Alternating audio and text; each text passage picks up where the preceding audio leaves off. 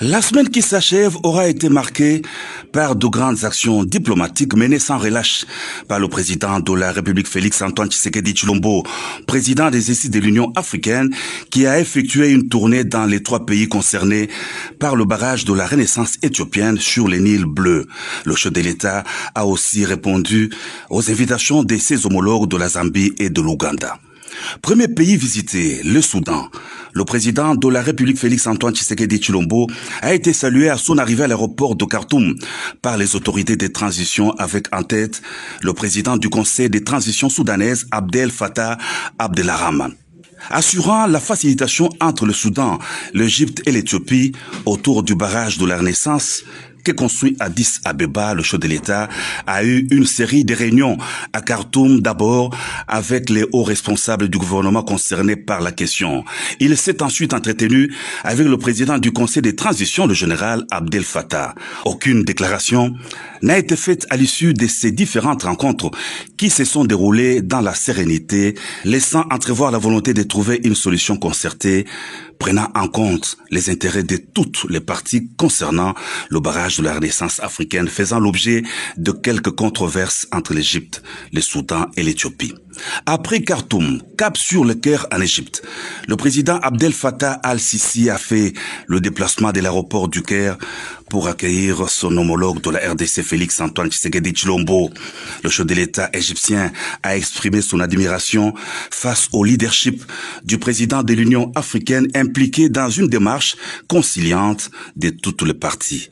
L'entretien de 2 chefs d'État au palais présidentiel a été ensuite élargi au ministre des Affaires étrangères et à leurs collègues des départements sectoriels concernés par la gestion des eaux et de l'environnement. Troisième et dernière étape de la tournée, Addis Abeba.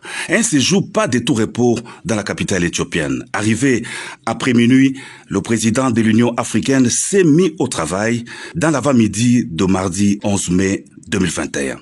Il a eu des entretiens avec le premier ministre éthiopien Abiy Ahmed, qu'entouraient quelques membres de son gouvernement.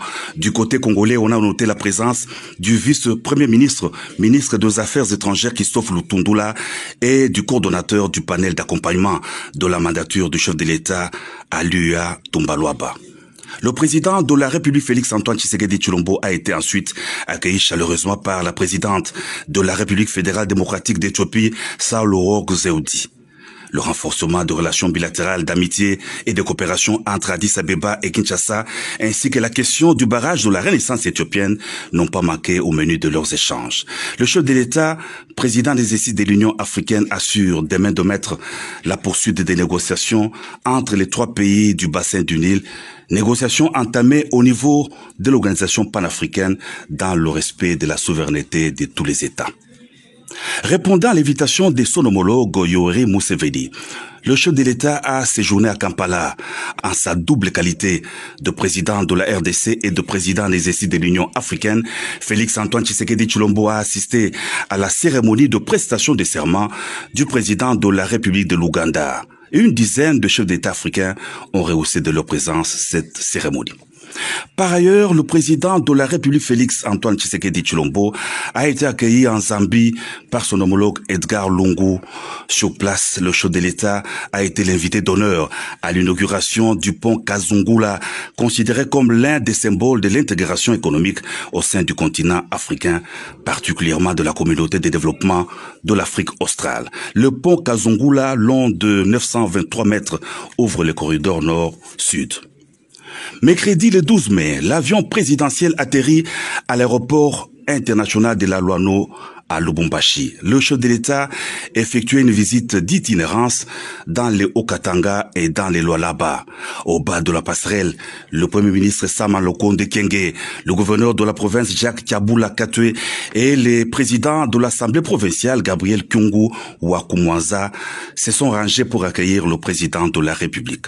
Liesse populaire de l'aéroport jusqu'au centre-ville, à la place de la Poste, où des centaines de milliers de Louchoises et Louchois s'étaient s'étaient massés pour suivre l'adresse du président de la République. Félix-Antoine Tshisekedi Tshilombo a vivement félicité la population du Haut-Katanga en particulier et du Grand Katanga en général pour avoir résisté aux manipulations de ceux qu'il a appelés des sorciers, aux ambitions sécessionnistes cherchant à séparer les Katanga du reste de la RDC.